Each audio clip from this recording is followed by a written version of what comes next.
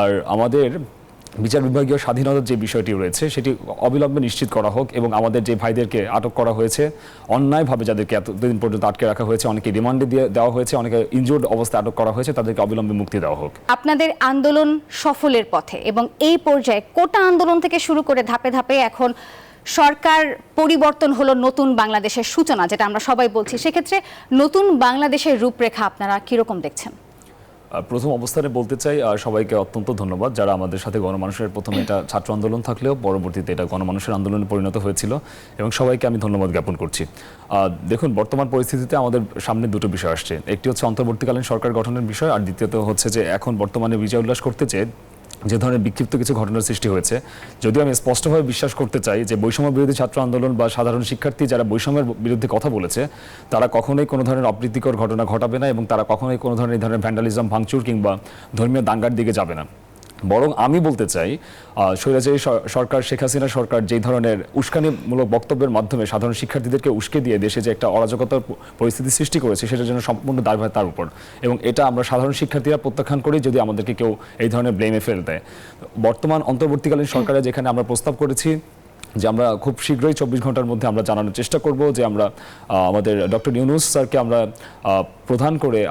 তাকে প্রধান করে যেই অন্তর্বর্তীকালীন সরকারের প্রস্তাবনা দিচ্ছি সেটা গৃহীত হোক এবং খুব শীঘ্রই অন্তর্বর্তীকালীন সরকার গঠনের মাধ্যমে আমাদের যে চলমান যে সংকট রয়েছে সেটা নিরসন করার চেষ্টা করা হোক।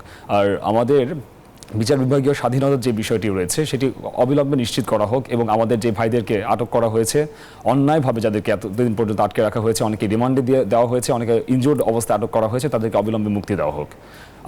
আমরা কখনোই চাই না যে বাংলাদেশের মতো একটি রাষ্ট্রে যেটা 50 বছর যাবৎ স্বাধীনতা লাভ করেছে এবং বর্তমানে আমরা দ্বিতীয়বারের মতো একটা মুক্তিযুদ্ধ বা গণজোয়ার, গণ অভ্যুত্থান দেখেছি, সেটা কোনোভাবে নস্যাৎ হতে দেওয়া যায় না।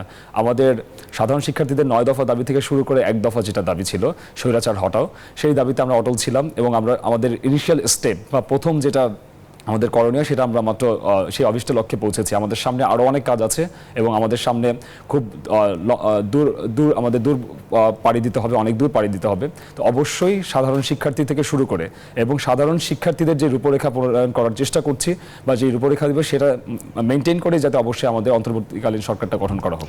জি, সেক্ষেত্রে জানতে চাচ্ছি যে এখন এই পর্যায়ে আপনারা কেমন বাংলাদেশ চান এবং ঠিক কতটা সহজ মনে হচ্ছে এই পর্যায়টি? বৈষম্য বিরোধী ছাত্র আন্দোলন, আমরা সাধারণ শিক্ষার্থীদের এই প্ল্যাটফর্মের নামই দিয়েছিলাম বৈষম্য বিরোধী ছাত্র আন্দোলন। সব থেকে বেশি যে প্রবলেমটা হয়ে থাকে যে বৈষম্য নিয়ে আমাদেরকে একটা বিষয়ে আমরা যে কোনো সরকারি চাকরি থেকে শুরু করে যে কোনো স্থানে আমরা বৈষম্য নিয়ে আমরা কাজ করতে চাই। আমরা এই বিষয়টাকে সামনে এই কারণে নিয়ে আসছি যে কোনো একটা দেশের অবকাঠামো যদি উন্নয়ন করতে চান বা অবকাঠামো যদি পরিবর্তন করতে চান, যেটা যে ভঙ্গুর যে ঘূর্ণে ধরা ছাত্র যে সমাজ রয়েছে, অবশ্যই আপনাকে প্রথমে বৈষম্য দূর করতে হবে প্রথমত, দ্বিতীয়ত বিচার বিভাগীয় স্বাধীনতা লাভ করতে হবে।